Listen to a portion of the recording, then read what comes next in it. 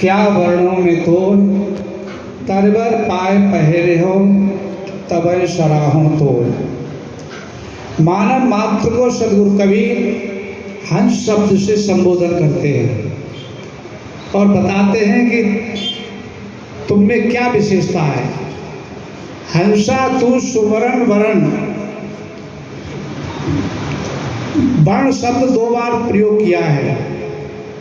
इसका मतलब है सब वर्णों का वर्णन करने वाला वर्णेता।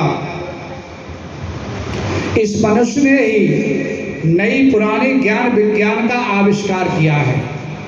जितनी भी भाषाएं हैं उनका आविष्कार मनुष्य ने किया है। जितनी खोज की हैं वे मनुष्य ने की है।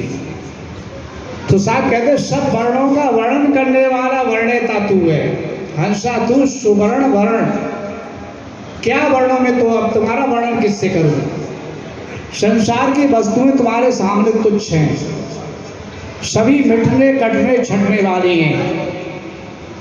काल के एक झटका में सारी प्राप्त वस्तुएं अप्राप्त में बदल जाती हैं।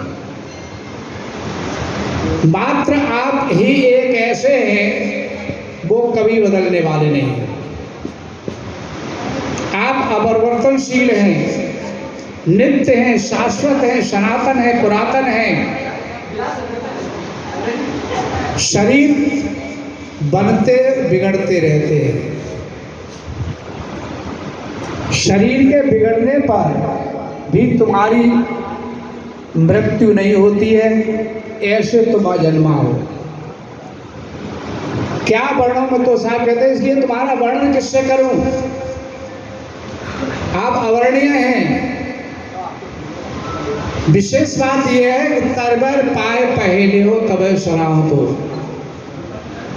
ये तरबर कहते तरने का वर्णाम श्रेष्ठ शरीर मानव शरीर है।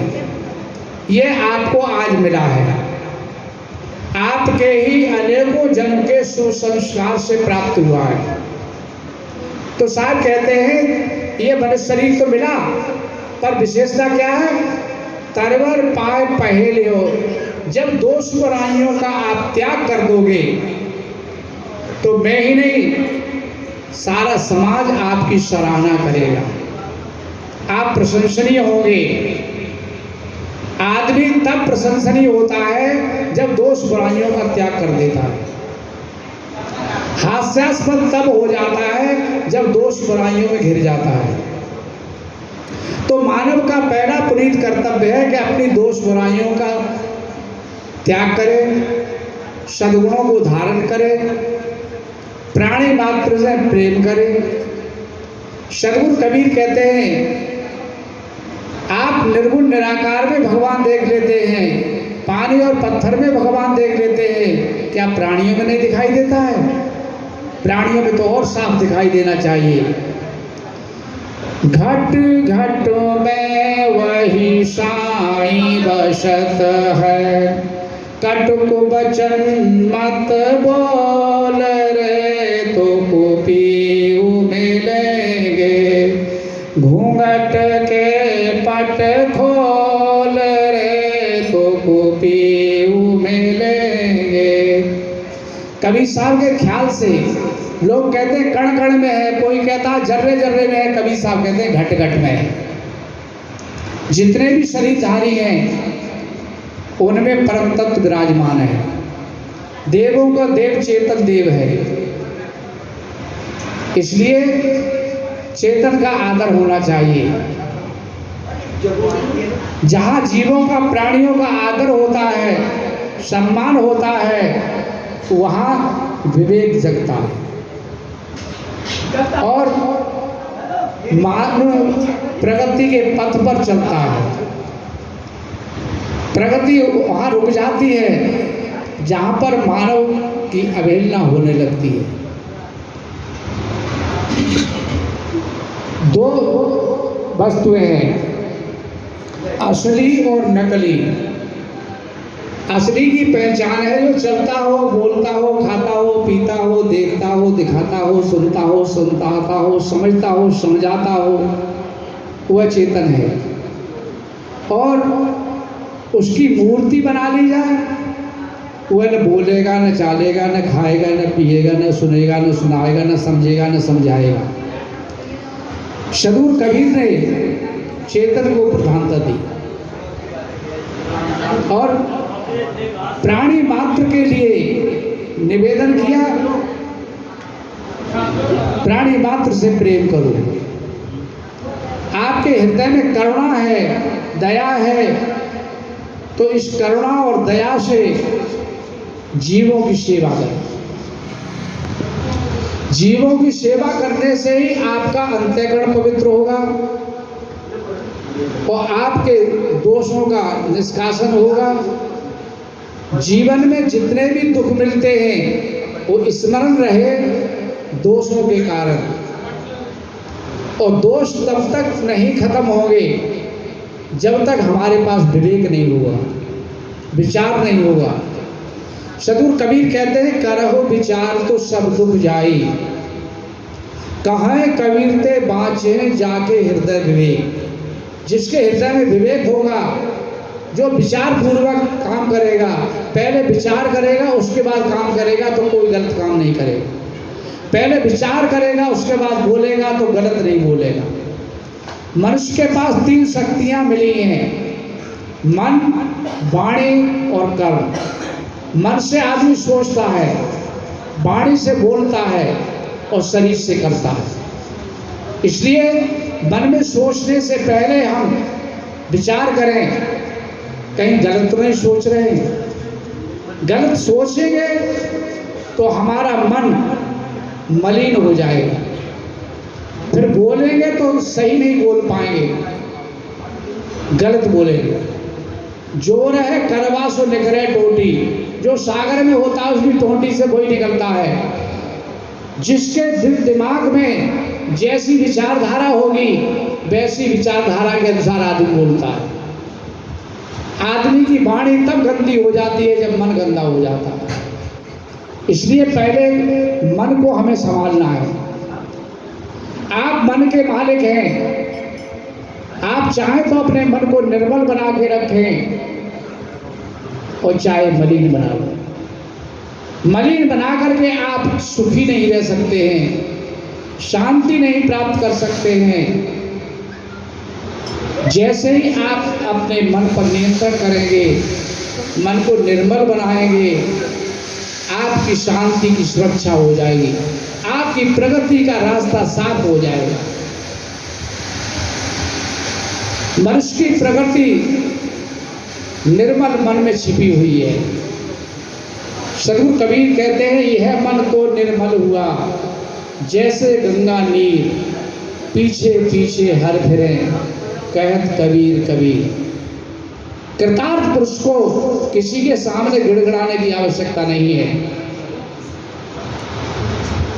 आपको किसी ने विवश नहीं किया है कि किसी को गलत बोलने के लिए। कोई आपको प्रतिबंधित नहीं कर रहा है कि आप अपने मन को गंदा बनाएं। कोई आपके ऊपर ऐसा शासक नहीं है जो इंद्रियों से दूषित कर्म करें। और जैसे ही हम मन के 4 दोष हैं, ईर्षा, छल, क्रोध, मान। पहला दोष है ईर्षा। दूसरों की उन्नति को देख के जलन करते हैं तो मन हमारा गंदा प्रतीत हो रहा है। छल कहते किसी के साथ में धोखा देने की भावना रखते तो मन गंदा है। क्रोध उठता है तो क्रोध एक प्रकार की अग्नि है, अग्नि जहाँ जलती है वहाँ जला के राख कर देती है। ऐसे ही जिसके मन में क्रोध उठता है उसके अंतःकरण में सद्गुण है वो जल के राख हो जाते हैं। और चौथा है मान। मान की चाहना आदमी को ये अज्ञानता से जन्म लेती है, वो अज्ञानता से जन्म लेकर के दोषों को बनाती है। इसलिए इतना ज्ञान होना चाहिए, इतनी समझ होनी चाहिए। दूसरों का तो मान रखना चाहिए और स्वयं अमानी रहना चाहिए। मानो ही महताम धनम न धनम, मान ही महान पुरुषों का धन होता है, धन नहीं। तो दूसरों का तो सम्मान करो, और खुद मार की चाहना मत रखो। और नियम ये कहता है यदि आप दूसरों का सम्मान करते हैं आपका सम्मान होगा, कोई रोक नहीं सकता है, प्रकृति का नियम है। पूर्व जन्म का किया मिला, अब करो वही फिर पाओगे, जो गफलत में गया समय तो मित्र बहुत पछताओगे। जो किया था उसके अनुरूप आपको शरीर मिला है, बुद्धि विचार मिला है, माता पिता मिले हैं, भाई बहन मिले हैं, बेटा बेटी मिले हैं, पति पत्नी मिले हैं, ये सब आपकी ही पुण्य कमाई का फल है। अब करो वही फिर पाओगे, और आप जो करोगे वही आपको मिलेगा। तो इसलिए मन को निर्मल बनाना है। मन आपके को कोई और नहीं बनाएगा, ये पुनीत कर्तव्य आपका ही है, आपके ही संभालने से संभलेगा।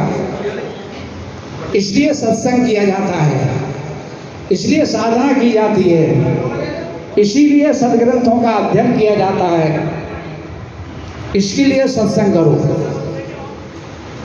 मन के बाद आती है वाणी। वाणी के 3 दोष हैं, गाली, निंदा, झूठ। जब कभी भी बोलो तो इतना ध्यान रहे कि मैं किसी को कट वचन तो नहीं बोल रहा हूं। यदि किसी को कट वचन बोलता हूं तो ये वाणी का दोष है, आपकी वाणी दूषित हुई, तो मन तो गंदा था ही, वाणी भी गंदी होगी। जिसकी जबान ठीक नहीं है तो नमाज क्या करेगी, पूजा क्या करेगी। घंटों मंदिर में पूजा किया, मस्जिद में नमाज पढ़ी, और मंदिर मस्जिद से बाहर निकल के हम किसी भाई बहन को कटवचन बोलते, गाली देते, तो मंदिर और मस्जिद में आपने क्या किया। याद रखना, देवों के देव चेतन देव हैं, किसी भी प्राणी से कभी भी कटवचन नहीं बोलना है, इतना ध्यान रहे। तो आप साधक हैं, आप सज्जन हैं, आप जिज्ञासु हैं, आप सजग हैं, सावधान हैं। सावधानी हटी कि दुर्घटना घटी। जब कभी भी कोई दुर्घटना घटती है उसके मूल में सावधानी का अभाव होता है। ये दुर्घटनाएं रोड पर, सड़कों पर ही नहीं घटती हैं। आप जहाँ बैठे हैं, घर पर बैठे हैं, और यदि सावधानी आपकी हटती है तो आप किसी भी भाई बहन को गलत बोलते हैं तो दुर्घटना नहीं तो क्या ये शुभ घटना है। सदगुरु कबीर कहते हैं, शब्द ही मारा गिर पड़ा, शब्द ही छाड़ा राज, जिन जिन शब्द विवेक किया तिनको सरगो काज। शब्द की इतनी भयंकर चोट होती है, आदमी मर जाता है, राजपाट छोड़ के चला जाता है। जिन जिन शब्द विवेक किया, जिन्होंने शब्दों का विवेक किया है उनका काम बन गया। इसलिए इतने सावधान रहो। सावधानी ही साधना है, और क्या साधना होगी। निरंतर साधना रहे। दूसरा दोष है निंदा। किसी की बुराई नहीं करना चाहिए। बुराई करते करते वह बुराई हमारे दिल दिमाग में आ जाती है। इसलिए सदगुरु कबीर कहते हैं, बुरा जो ढूंढन में चला, बुरा न मिलिया कोई, जो दिल खोजा आपना, मुझसे बुरा न को। दोष पराए देखकर चले हसंत हसंत, दिल नहीं खोजा आपना, जिसका आद न। इसलिए दोष बुराई देख सको तो अपनी देखो और उनका त्याग करो। अच्छाइयाँ दूसरों की देखो, उन्हें ग्रहण करने के लिए तत्पर रहो। कभी भी कदाचित किसी की अच्छाई दिखाई दे, उसे चटपट ग्रहण कर लो। चंद दिनों में आप अच्छाइयों से परिपूर्ण हो जाओगे, और दोष बुराइयों का देख करके त्याग करने से चंद दिनों में ही आप दोष बुराइयों से मुक्त हो जाओगे। तीसरा है झूठ। आपातकाल में भी झूठ नहीं बोलना चाहिए। सदगुरु कबीर कहते हैं, साँच बराबर तप नहीं, झूठ बराबर पाप। जाके हृदय साँच है, ताके हृदय आप। झूठ बोलने वाला व्यक्ति कौन सा पाप नहीं कर सकता है, अर्थात कोई भी पाप कर सकता है। तो ये पाप ही झूठ बुलवाता है, अन्यथा झूठ बोलने की आवश्यकता क्या है। साँचे श्रापन लागे, साँचे काल न खाए, साँचे साँचा जो चले, ताको कहा न सा। अपना जीवन सत्य से भरपूर होना चाहिए। इस तरह से गाली निंदा झूठ से मुक्त होते ही आप अपनी वाणी के मालिक बन गए, वाणी पवित्र हुई। तन के 3 दोष है, चोरी, हिंसा, व्यभिचार। किसी की वस्तु को छिपा करके अपनी मान लेना, अपना स्वामी बन जाना, ये चोरी कहलाती है। ये वह वस्तु हमेशा नहीं रहने वाली है, देखते ही देखते मिट कट छट जाएगी। और आपका संस्कार जो बना चोरी का, वो अमिट हो गया। उसने आपके अंतःकरण को मलिन बनाया, शरीर से दोषी बनाया, और इसका परिणाम फल आपको भोगना पड़ेगा। दूसरा, हिंसा। किसी भी प्राणी को मारने के लिए सदगुरु कबीर ने कहा है, जीव मत मारो बापुरा, सबका एक ही प्राण, हत्या कबू न छूटे, चाहे कोटिल सुनो पुराण। एक पुराण की बात नहीं है, करोड़ों पुराण सुनना। फिर इतना ही नहीं, जीव घात ना कीजिए, बहुर लेतवे कान, तीर्थ गए न बाँचो, चाहे कोट हीरा दे दान। कितना ही दान किया जाए, दान का फल बुरा नहीं है, परंतु कोई सोचे हमने जो हिंसा की है वह हिंसा का दोष से हम मुक्त हो जाए, ये संभव नहीं, ऐसा नहीं होगा। एक बार की बात है, विश्वामित्र वशिष्ठ के बीच की। वशिष्ठ जी ब्रह्मर्षि थे और विश्वामित्र जी राजऋषि थे। राजऋषि की डिग्री छोटी थी, ब्रह्मर्षि की बड़ी थी। और उस समय वशिष्ठ जी को ब्रह्मर्षि डिग्री देने का अधिकार था। एक बार विश्वामित्र ने वशिष्ठ जी से कहा, ऋषि जी, यह ब्रह्मर्षि की डिग्री हमको भी दे दी जाए। विश्वामित्र उसके योग्य नहीं थे, तो वशिष्ठ जी ने कहा, अभी और प्रयास करो, योग्यता हासिल करो। विश्वामित्र झुंझला गए, क्रोध में आ गए और गलत विचार किया। विश्वामित्र ने सोचा, ये ऐसे नहीं देंगे डिग्री, इनके बच्चों का मैं जब कत्ल करूंगा तो भयभीत होकर के मुझे ये डिग्री देंगे। ऐसा विचार करके भरोसा लेकर के विश्वामित्र ने वशिष्ठ जी के कहते हैं 100 बच्चों का कत्ल कर दिया। तो 100 बच्चों का कत्ल करके फिर वशिष्ठ जी के पास आए और कहा, मैंने आपके 100 बच्चों का कत्ल कर दिया है, अब मुझे ब्रह्मर्षि की डिग्री दोगे? वशिष्ठ जी ने कहा, अरे ये तो आपने और गलत काम कर दिया, ये तो 100 बच्चे थे, ये 100 बच्चे और होते, उनका भी आप कत्ल कर देते, फिर भी आपको मैं ब्रह्मर्षि की डिग्री नहीं दे सकता। ये तो आपने और अयोग्यता का परिचय दिया है। मैंने कहा, योग्यता प्राप्त कीजिए। आपने योग्यता प्राप्त नहीं की और गलत काम के लिए आपने कदम उठा दिया, ये तो और भी हास्यास्पद हो गया। विश्वामित्र को और क्रोध आया, फिर विचार किया, अब की बार तो वशिष्ठ जी का ही कत्ल करना है। आदमी अहंकार में आकर के सही निर्णय नहीं लेता है और अहंकार से अज्ञानता आ जाती है और अज्ञानता से और गलत कर्म करने के लिए प्रेरित हो जाता है।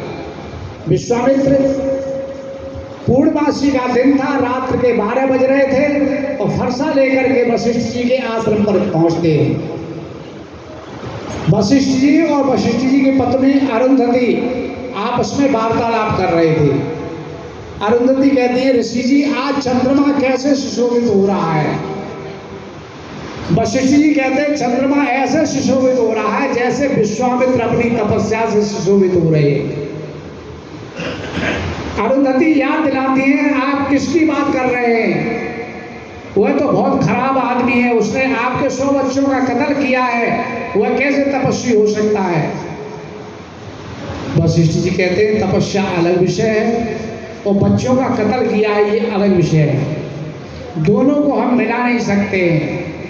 ये शब्द जैसे ही सुना विश्वामित्र ने, उनका हृदय द्रवित हो गया, क्रोध पलायन कर गया, श्रद्धा जगी, सामने हाथ से फरसा गिर गया, सामने आकर के वशिष्ठ जी के साष्टांग दंडवत प्रणाम करते हुए जैसे ही प्रणाम किया, वशिष्ठ जी कहते हैं आइए ब्रह्मर्षि जी आइए पधारिए। विश्वामित्र जी कहते हैं महाराज ये ब्रह्मर्षि की डिग्री आप पहले ही दे देते तो भला मैं आपके बच्चों का कत्ल नहीं करता। वशिष्ठ जी कहते हैं उस समय आप में योग्यता नहीं थी, कैसे दे देता, और अब आपकी याचना भी नहीं है, आपने मांगा नहीं है डिग्री को, आपकी योग्यता को देख करके मैंने स्वतः आपको डिग्री दी है। याद रखना सदगुरु कबीर कहते हैं सब ते लघुता भली लघुता ते सब हो, जस द्वितीया का चंद्रमा शीश नावे सब को। सब ते लघुता भली, इसलिए प्रत्येक भाई बहन को विनम्र रहना चाहिए। विद्या ददात विनयम, विद्या विनय को देती है।